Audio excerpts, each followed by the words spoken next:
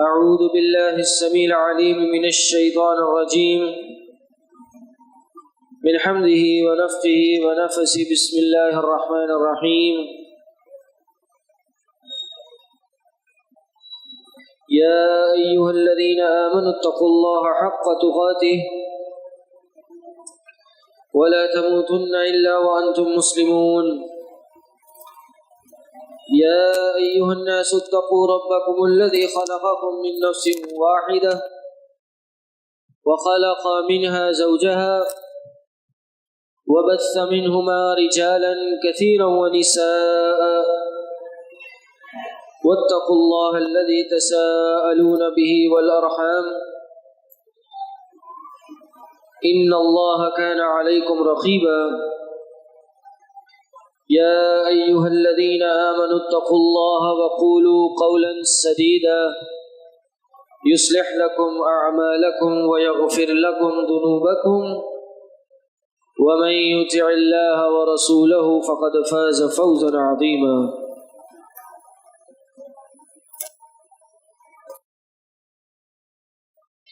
قال الله تبارك وتعالى في القرآن المجيد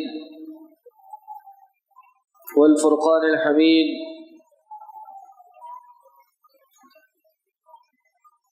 إذ قال له ربه أسلم قال أسلمت لرب العالمين وقال النبي صلى الله عليه وسلم إني أبرأ إلى الله أن يكون لي منكم خليل فإن الله تعالى قد اتخذني خليلا كما اتخذ إبراهيم خليلا أو كما قال عليه الصلاة والسلام. معزز سامعین، دوستوں، بزرگوں، بھائیوں اور بہنوں،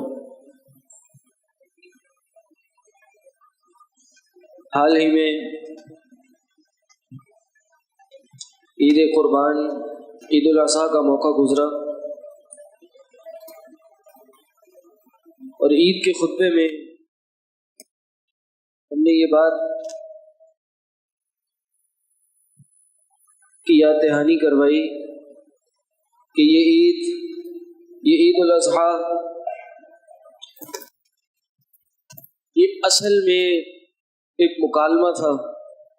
اس کی اصل جو روح ہے وہ جانور ذبح کرنا نہیں تھا، بلکہ ایک باپ بیٹے کا آپس میں ایک گفتگو کرنا تھا، جس کے نتیجے میں ایک جانور ذبح کر دیا گیا اور قیامت کی صبح تک اس سنت کو جاری کر دیا گیا. لیکن سوال یہ آتا ہے، اور پہلے بھی ایک خطبے میں نے اس کی طرف نشاندہی کرائی تھی، کہ یہ سنت ابراہیم علیہ السلام کی سنت کو ہی کیوں ہمیں ماننے کا حکم دیا گیا؟ ایسی کیا خاص بات تھی، ایسا کیا منفرد معاملہ تھا ابراہیم علیہ السلام کا کہ ان کی سنت کو قیامت کے دن تک جاری کر دیا گیا؟ تو آج اس مختصر سے خطبے میں ہم ابراہیم علیہ السلام کے کچھ مناقب، فضائل اور اس بات پہ گفتگو کریں گے کہ ابراہیم علیہ السلام اتنی عظیم شخصیت تھے کیوں، کیا وجہ تھی جن کے بارے میں اللہ تعالیٰ نے قرآن میں جو فرمایا وہ فرمایا. یہ کیا وجہ تھی جس کی وجہ سے اللہ تعالیٰ نے ان کو اتنا اعلیٰ مقام دیا، یا کن بنیاد پہ یہ اتنے عظیم ہوئے. اور قرآن نے، اللہ تعالیٰ نے، اللہ کے نبی صلی اللہ علیہ وسلم نے ان کی عظمت میں، ان کے مناقب میں کیا کیا باتیں فرمائی ہیں، اس پہ بات کریں گے. تو سب سے پہلے یہ سمجھ لیجئے کہ اللہ تعالیٰ نے ان کا نام خلیل اللہ رکھا ہے، یا کہہ لیجئے اللہ تعالیٰ نے ان کو اپنا خلیل بنانے کا شرف بخشا ہے.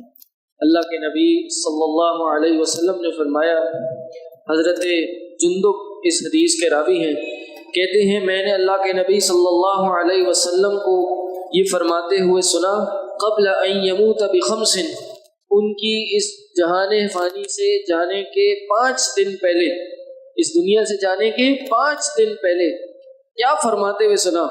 فرمایا انی ابرأ الی اللہ ان یکون لی منکم خلیل، میں اس بات سے بری ہوں کہ میں تم میں سے کسی کو خلیل بنا لوں۔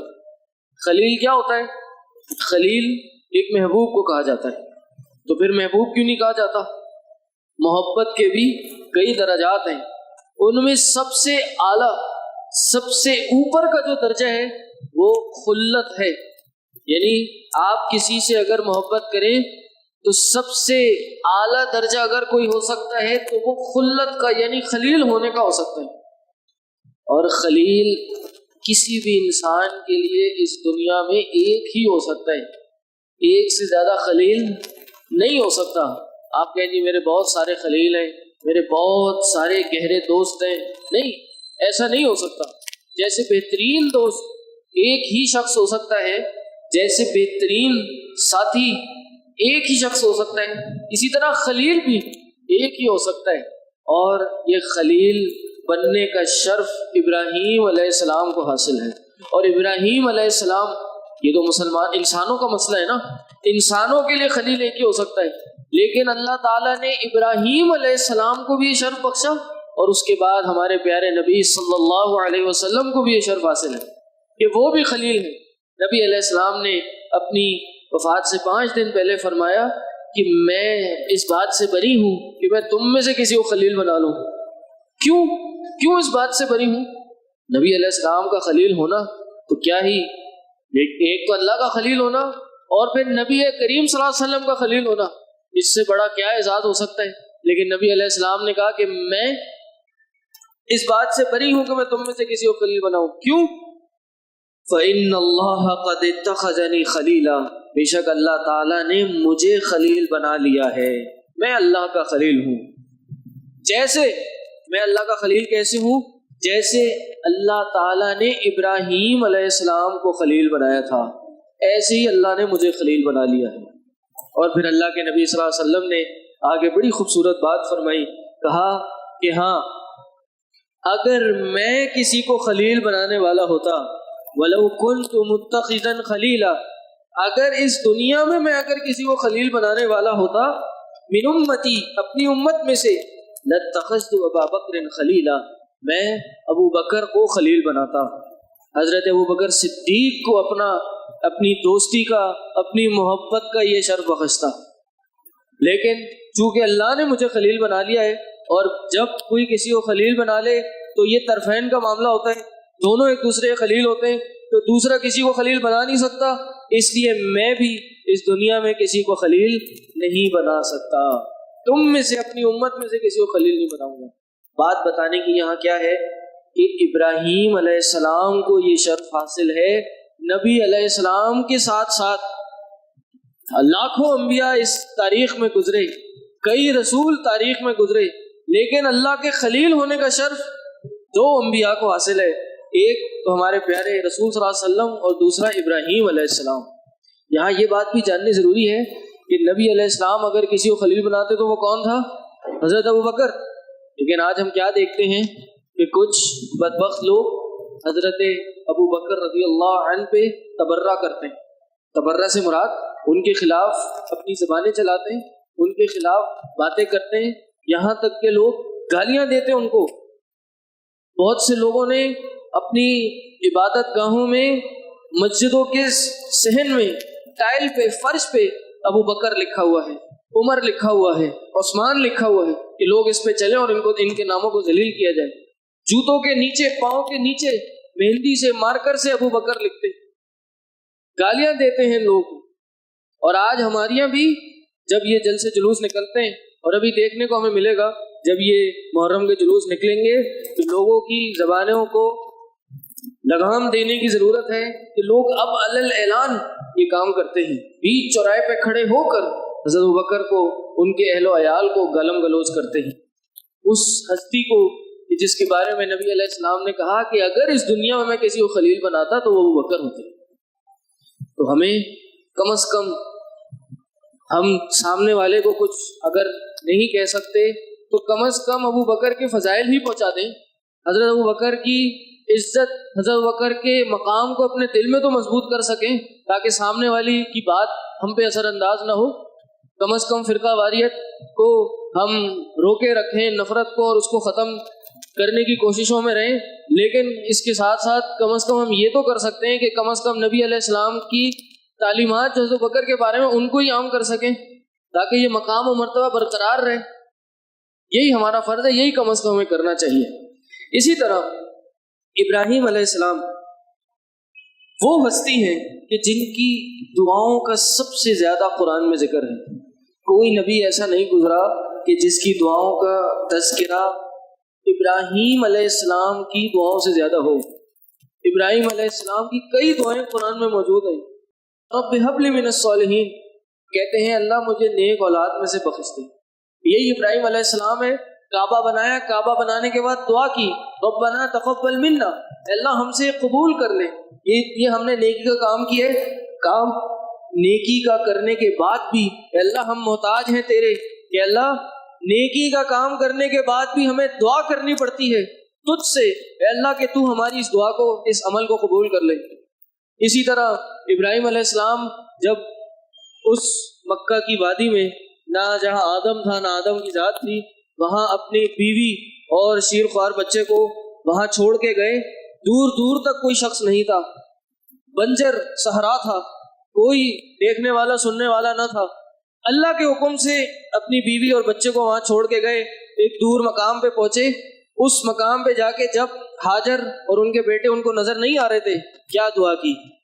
دعا کی اللہ انی اسکنت من ذریتی بواد غیر ذی زرع، اللہ میں اپنی ذریت کو، میں اپنے اہل و عیال کو ایک ایسی وادی میں چھوڑ کے جا رہا ہوں غیر ذی زرع، جس میں کھیتی باڑی نہیں ہوتی، صحرا ہے، ریت پڑی ہے، اس میں کہاں پھل پھول اگیں گے، درخت اگیں گے۔ اے اللہ میں اس وادی میں چھوڑ کے جا رہا ہوں، اب تیرا کام ہے، لیکن کام کیا ہے؟ ربنا لیقیموا الصلاۃ، اے اللہ ان کو نمازی بنا دے۔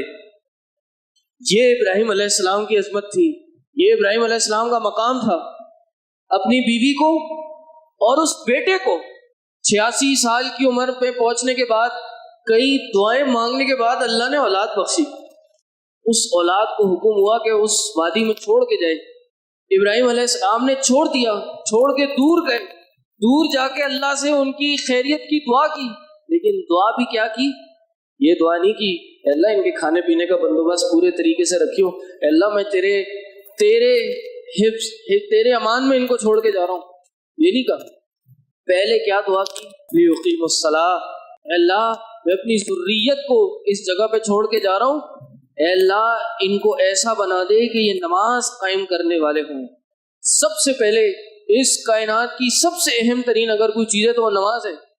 بھلے دنیا میں کچھ بھی نہ ہو، کھانے پینے کو کچھ نہ دکھ رہا ہو، فاقے پڑنے کے لالے ہو، بھوک سے مرنے کو، ایسے خدشات ہو کہ بھوک سے مر جائے بندہ، یہی معاملہ تھا نا ہاجر اور ان کے بیٹے اسماعیل کا، لیکن پھر بھی ابراہیم نے دعا کی ربنا لیقیموا الصلاۃ، اے اللہ ان کو ایسا بنا دے کہ یہ نماز پڑھنے والے ہوں۔ دوسرا کام، لوگوں کے دلوں کو ایسا بنا دے تہوی الیہم، کہ یہ ان کے پاس دوڑتے چلے آئیں۔ ارے جب لوگ آئیں گے تو ان کی بھوک پیاس بھی مٹائیں گے، ان کی مدد بھی کریں گے، مصیبت کے وقت میں ان کے کام بھی آئیں گے۔ اور پھر یہ دعا کی اے اللہ ان کو رزق دے، پھلوں میں سے اللہ ان کو رزق بھی عطا کر۔ دعا کی، لیکن پہلی دعا کیا کی؟ اے اللہ ان کو نمازی بنا دے۔ ابراہیم علیہ السلام نے بھی دعا کی۔ سب سے زیادہ اگر دعاؤں کا ذکر ہے وہ کس کی دعاؤں کا ذکر ہے؟ ابراہیم علیہ السلام کی دعاؤں کا ذکر ہے۔ یہ ایک ایک دعا ابراہیم علیہ السلام کی ایک ایک دعا سننے، سمجھنے اور شرح کے قابل ہے۔ اس کو ترجمے کے ساتھ پڑھا جائے، سمجھا جائے، اس کی تفسیر پڑھی جائے، یہ ایک دعا ہی انسان کو زندگی کا مقصد سمجھانے کے لیے کافی ہے۔ یہ میں نے ایک بہت مختصر سی شرح کی آپ کے سامنے اس دعا کی، کہ پہلی چیز جس کی دعا کی وہ کیا کی؟ اے اللہ یہ نمازی بن جائیں، پھر لوگ ان کے پاس چلے آئیں، پھر اللہ پھر ان کو پھل دے، پھر کھانا پینا دے۔ اور دعا قبول ہوئی اور بڑے خوب قبول ہوئی۔ اور آج آپ دیکھتے ہیں وہی مکہ مدینہ ہے جو بنجر تھا، آج دنیا میں سب سے بڑا اجتماع اگر کہیں ہوتا ہے تو یہ مکہ کے اندر ہوتا ہے۔ آج مسلمانوں کی سب سے زیادہ اگر چاہت ہے تو مکہ جانے کے لیے۔ آج ابراہیم علیہ السلام کے بعد اگر کوئی نبی آیا تو ابراہیم علیہ السلام کی پشت میں سے آیا۔ آج دنیا میں آپ کہیں بھی چلے جائیں، شاید ایسا کوئی شہر ملے جو مکہ ہے کہ جہاں پہ سال کے 365 دن ہر وقت ہر پل ہر طرح کا ہر قسم کا پھل وہاں پہ موجود ہوتا ہے، انسان کو مل رہا ہوتا ہے۔ اللہ نے برکتیں رکھی ہیں اس شہر میں، دعا قبول ہوئی، بڑی خوب قبول ہوئی۔ یہ ابراہیم علیہ السلام کی دعا تھی، ان کے اخلاص کی دلیل تھی۔ اور یہ بات بھی سمجھ لیں، ان کی دعاؤں سے ہمیں یہ بھی کہتے ہیں سبق ملتا ہے کہ انسان اگر اخلاص کے ساتھ دعا کرے اور اس دعا پہ یقین رکھے کہ یہ دعا قبول ہوگی تو یقیناً قبول ہوتی ہے، لیکن کب قبول ہوگی یہ اللہ پہ چھوڑ دے۔ ایسا نہیں ہے کہ انسان نے 2:35 پہ دعا مانگی اور پھر وہ 2:36 پہ انتظار کر رہے اللہ دعا کیوں نہیں قبول ہوئی۔ ایسے نہیں ہوتا۔ آج دعا مانگی اور پھر وہ اگلے دن انتظار کرنے لگ جائے کہ اللہ میری دعا کیوں نہیں قبول ہوئی، ایسے نہیں ہوتا۔ ابراہیم علیہ السلام نے دعا مانگی تو کتنے سالوں بعد قبول ہوئی۔ ابراہیم علیہ السلام نے یہ بھی دعا مانگی، اے اللہ میری اس ذریت میں ایک ایسا نبی بھیج جو تیری آیتیں لوگوں کو پڑھ کے سنائے، ان کا تزکیہ کرے، ان کو حکمت کی باتیں بتائے۔ اور وہ کون ہے؟ کوئی اور نہیں بلکہ محمد مصطفیٰ صلی اللہ علیہ وسلم۔ یہ دعا کب قبول ہوئی؟ ہزاروں سال بعد، تقریباً کہتے ہیں کہ عیسیٰ علیہ السلام سے نبی علیہ السلام تک تقریباً 19 جنریشنز کا فاصلہ ہے، 19 پشتیں گزری ہیں تو نبی علیہ السلام آئے۔ کتنا لمبا عرصہ ہے، ہزاروں لاکھوں سال گزر گئے پھر جا کے نبی علیہ السلام آئے۔ تو یہ بات سمجھنے کی ہے کہ دعاؤں میں جلدی نہیں کرنی چاہیے، اور یہ نبی علیہ السلام کی حدیث بھی ہے کہ اللہ دعاؤں کو قبول کرتا ہے جب تک اس کی قبولیت میں جلدی نہ کی جائے۔ جلدی کرے گا تو دعا نہیں قبول ہوگی، تب قبول ہوگی جب دوام کے ساتھ، مستقل مزاجی کے ساتھ بار بار اللہ کے سے گڑ گڑا کے دعا مانگتا رہے۔ تو یہ ہمیں ابراہیم علیہ السلام کی تعلیمات سے ملتا ہے۔ اسی طرح ابراہیم علیہ السلام کو خیر البریہ کا لقب دیا گیا۔ کس کا؟ خیر البریہ۔ بریہ کون ہوتی ہے؟ بریہ یہ عام خلقت، انسانیت کو بریہ کہا جاتا ہے۔ ایک شخص اللہ کے نبی صلی اللہ علیہ وسلم کے پاس آیا، انس بن مالک اس حدیث کے راوی ہیں، کہتے ہیں نبی علیہ السلام کے پاس آیا اور کہا یا خیر البریہ، اے انسانیت کی بہترین شخصیت۔ کس کو کہا؟ اللہ کے نبی صلی اللہ علیہ وسلم۔ اس سے مراد اللہ کے نبی صلی اللہ علیہ وسلم تھے، محمد مصطفیٰ صلی اللہ علیہ وسلم تھے، لیکن نبی علیہ السلام نے کیا کہا؟ نہیں، ذاک ابراہیم علیہ السلام۔ یہ خیر البریہ تو ابراہیم علیہ السلام ہے، یہ شرف ابراہیم علیہ السلام کا ہے، یہ مقام ان کو دیا۔ اب یہ سوال ذہن میں آ رہا ہوگا کہ خیر البریہ اگر ابراہیم ہے تو کیا خود نبی علیہ السلام نہیں ہے؟ کیا نبی علیہ السلام انسانیت میں بہترین اور سب سے اشرف الانسانیت نہیں ہے؟ خیر خلق اللہ نہیں ہے؟ اللہ کی ایک مخلوق میں سب سے بہترین مخلوق نہیں ہے؟ بالکل ہے۔ تو پھر نبی علیہ السلام نے بات کیوں کہی؟ علماء نے 2 جواب دیے اس کے۔ کہا کہ ایک تو یہ کہ یہ نبی علیہ السلام نے عاجزانہ طور پر انکساری کا اظہار کرتے ہوئے اپنے بڑے دادا جو انبیاؤں کے دادا تھے ان کے بارے میں یہ بات کہتے ہوئے عاجزی انکساری کی وجہ سے یہ بات کی۔ اور دوسرا کہ نبی علیہ السلام کو اس حقیقت کا علم بعد میں ہوا کہ نبی علیہ السلام خیر البریہ ہیں، انسانیت میں سب سے افضل ہیں۔ اس سے پہلے جب ابراہیم علیہ السلام کا ذکر کیا گیا تو انہوں نے کہا کہ یہ خیر البریہ، تو ابراہیم علیہ السلام کو خیر البریہ ہونے کا لقب حاصل ہے۔ اسی طرح ابراہیم علیہ السلام بہترین کیوں ہیں؟ انبیاء میں یا نبی علیہ السلام کے بعد ابراہیم علیہ السلام کو بہترین نبی یا رسول ہونے کا شرف کیوں حاصل ہے؟ اس کی بھی کئی نکات علماء نے بیان کی ہیں۔ نمبر 1، ایک ابراہیم علیہ السلام کے بعد جتنے انبیاء گزرے وہ انہی کی پشتوں میں سے تھے۔ ہم پہلے بھی یہ بات بتا چکے ہیں کہ نبی علیہ السلام، اور یہ بخاری کے اندر واقعہ موجود ہے کہ نبی علیہ السلام کا جو سلسلہ ہے، نبی علیہ السلام کا جو نسب ہے یہ عدنان تک جاتا ہے۔ کدھر تک؟ عدنان تک، بخاری میں موجود ہے۔ اور عدنان جو ہیں یہ اسماعیل علیہ السلام کی اولاد میں متفق علیہ ہیں. عدنان جو ہیں یہ ابراہیم علیہ السلام اور اسماعیل علیہ السلام کی اولاد میں سے ہیں، یہ بات متفق علیہ ہے. تو نبی علیہ السلام تو سب سے پہلے اسماعیل علیہ السلام کی پشت سے تھے، یعنی ابراہیم علیہ السلام کی، اور ان سے پہلے بھی جتنے انبیاء گزرے وہ بھی انہی کی ذریت میں سے تھے. ابراہیم علیہ السلام کے 2 بیٹے تو اور بھی مورخین نے لکھے ہیں، لیکن مشہور بیٹے جن کا ذکر اسماعیل اور اسحاق تھا. پہلے یہ نبوت اسحاق میں سے چلی. اسحاق علیہ السلام کے بیٹے یعقوب کے 12 بیٹے، یعقوب علیہ السلام کے 12 بیٹے جن کو بنی اسرائیل کہا جاتا ہے. اسرائیل یعقوب علیہ السلام کا لقب. پھر اسی میں سے یوسف آئے، اور پھر جاتے ہوئے بنی اسرائیل میں انہی میں عیسیٰ آئے، انہی میں موسیٰ آئے، اور پھر اس کے بعد بنو اسماعیل میں سے خود نبی کریم صلی اللہ علیہ وسلم. تو ان کو نبی علیہ السلام کے بعد خیر البریہ ہونے کا شرف اس لیے حاصل ہے کہ یہ جد الانبیاء ہیں. ان کے بعد جتنے بھی نبی رسول آئے انہی کے پشتوں میں سے ہے. اسی طرح اللہ نے ان کی عظمت اور ان کے مناقب میں ایک اور بہت بڑی بات کیا کہا؟ ان ابراہیم کان امہ، ابراہیم جو تھے ایک امت تھے. یہ لقب اور کسی نبی کو حاصل نہیں ہے. ابراہیم علیہ السلام کو کہا یہ ایک امت تھے. امت کے عربی زبان میں کئی معنی ہوتے ہیں. ایک معنی اس کا جماعت ہوتا ہے، جیسے امت محمد ہے. ابراہیم علیہ السلام کا یہاں پہ امت ہونے کا کیا معنی ہے؟ کئی معنوں میں سے ایک معنی یہ ہے کہ جو کام ایک پوری امت کر سکتی ہے، جو کام ایک بہت بڑی جماعت کر سکتی ہے، وہ اکیلے ابراہیم علیہ السلام نے کیا. جو خصوصیات ایک پوری امت میں ایک بہت بڑی جماعت میں ہو سکتی ہیں، وہ خصوصیات سب ملا کر ابراہیم علیہ السلام کے اندر موجود تھی. اور اسی طرح امت کا ایک مطلب امام ہوتا ہے، لیڈر ہوتا ہے. کہ ابراہیم علیہ السلام لیڈر تھے، اپنے انبیاء، اپنے بعد جو انبیاء گزرے ان کے پیشوا تھے، اپنی قوم کے پیشوا بنے بعد میں. یہ ابراہیم تھے. ایک لیڈر میں جو صفات ہونی چاہیے وہ ان کے اندر موجود تھی. ابراہیم کان امہ، کیوں امت تھے؟ حنیفاً، تمام معبودان باطلہ سے ہٹ کر حنیف تھے، سب کو چھوڑ کر ایک اللہ کی عبادت کرنے والے تھے. ولم یکن من المشرکین، اور مشرکین میں سے نہیں تھے. یہاں ایک اور اہم بات ہمیں پتہ چلتی ہے، اور وہ کیا ہے کہ امت یعنی امام، لیڈر وہی ہو سکتا ہے. حقیقت میں صحیح معنوں میں لیڈر وہی ہو سکتا ہے جو حنیف ہو. حنیف کون ہے؟ کہ جو تمام معبودان باطلہ سے الگ ہو کر ایک اللہ کی عبادت کرنے والا ہو.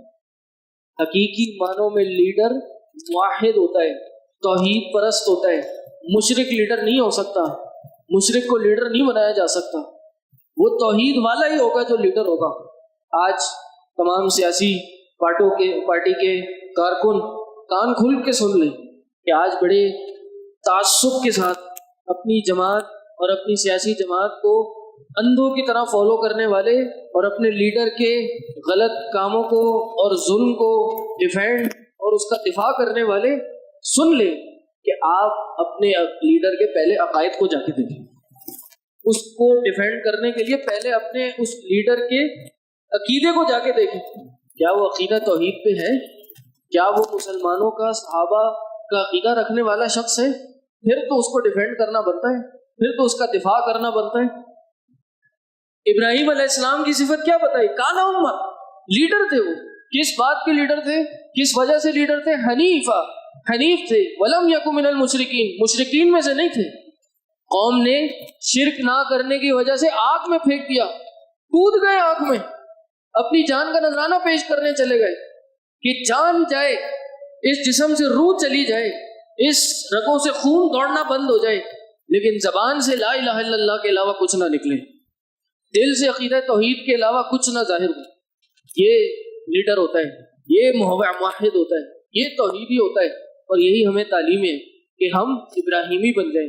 یہ قرآن میں ابراہیم علیہ السلام کا تذکرہ ایسی ہم آپ کو خوش کرنے کے لیے، انٹرٹینمنٹ کے لیے نہیں ہے کہ پڑھتے جاؤ بھائی قصہ، موسیٰ کا بھی قصہ ہے، یوسف کا بھی قصہ ہے، ابراہیم کا بھی قصہ ہے، پڑھتے جاؤ، لطف اندوز ہوتے جاؤ. نہیں، اس کے پیچھے مقصد ہے، اس کے پیچھے بڑے اسباق ہیں، اس کے پیچھے اس کا مقصد ہمارے لیے تعلیم ہے کہ کس طرح ان انبیاء نے عقیدہ توحید کے لیے کیا کیا قربانیاں دی، اللہ کا حکم بجا لانے کے لیے کیا کیا کام نہیں کیے انہوں نے، اور پھر اس کا رزلٹ ان کو دنیا میں ملا اور آخرت میں بھی ملا کہ ابراہیم علیہ السلام نے شرک نہیں کیا، کفر نہیں کیا، حنیف بنے رہے، تمام معبودان باطلہ سے اپنے آپ کو بچا کے رکھا۔ اس کا رزلٹ کیا بنا؟ کان امہ، امام بن کے سامنے آئے۔ اللہ تعالیٰ نے ان کو ایک پوری امت کا لقب دیا، اللہ تعالیٰ نے ان کو امام کا لقب دیا۔ یہ نصیحت ہے ہمارے لیے، یہ سبق ہے ہمارے لیے کہ ہم عقیدہ توحید کو مضبوطی سے تھام لیں، ہم عقیدہ توحید پہ ڈٹ جائیں۔ عضوا علیہ بالنواجذ، نبی علیہ السلام کی سنت کو پکڑنے کے لیے کہا کہ اس کو داڑھ سے مضبوطی سے پکڑ لو۔ داڑھ سے کوئی چیز پکڑی جائے ہاتھ کی گرپ کمزور ہو جاتی ہے، داڑھ کی گرپ کمزور نہیں ہوتی۔ داڑھ سے جو چیز پکڑی جائے اس میں کمی نہیں آتی، اس لیے کہا سنت کو مضبوطی سے پکڑو، اور توحید کو تو اس سے زیادہ مضبوطی سے پکڑو، کیونکہ سنت ہے یہی کہ انسان اپنی زندگی توحید پہ گزارے۔ توحید پہ کمپرومائز نہیں ہو سکتا، دنیا کی ہر چیز پہ کمپرومائز ہو سکتا ہے، توحید پہ، عقیدہ رسالت پر اور نبی علیہ السلام کی سنت کو ماننے پہ کوئی کمپرومائز نہیں ہو سکتا۔ اس پہ انسان کبھی اپنے آپ کو پیش نہ کرے، اس کے آگے کبھی انسان نہ جھکے، یہی ابراہیم کی صفت تھی، اس کے آگے نہیں جھکے۔ اسی طرح ابراہیم علیہ السلام کے بارے میں کہا ان اللہ اصطفیٰ آدم و نوح و آل ابراہیم و آل عمران علی العالمین، اللہ تعالیٰ نے آدم کو چنا، آدم کی ذریت میں سے نوح کو چنا، نوح کی ذریت میں سے آل عمران کو، آل ابراہیم کو چنا، اور آل ابراہیم میں سے آل عمران کو چنا۔ اور ابن عباس اس کی تفسیر کے بارے میں کہتے ہیں کہ آل ابراہیم میں سے محمد علیہ السلام موجود ہیں، محمد صلی اللہ علیہ وسلم آل ابراہیم میں سے۔ اسی طرح ابراہیم علیہ السلام وہ نبی ہیں جن کو سب سے زیادہ آزمایا گیا، نبی علیہ السلام کے بعد سب سے زیادہ آزمایا گیا اللہ کے نبی صلی اللہ علیہ وسلم، بلکہ قرآن میں کہا کہ اللہ تعالیٰ نے ابراہیم کو بکلمات کئی جگہوں پہ آزمایا، فاتمہن، اور وہ سب چیزوں کو پورا کرتے چلے گئے، کہیں پہ فیل نہیں ہوئے، ہر آزمائش میں کامیاب رہے۔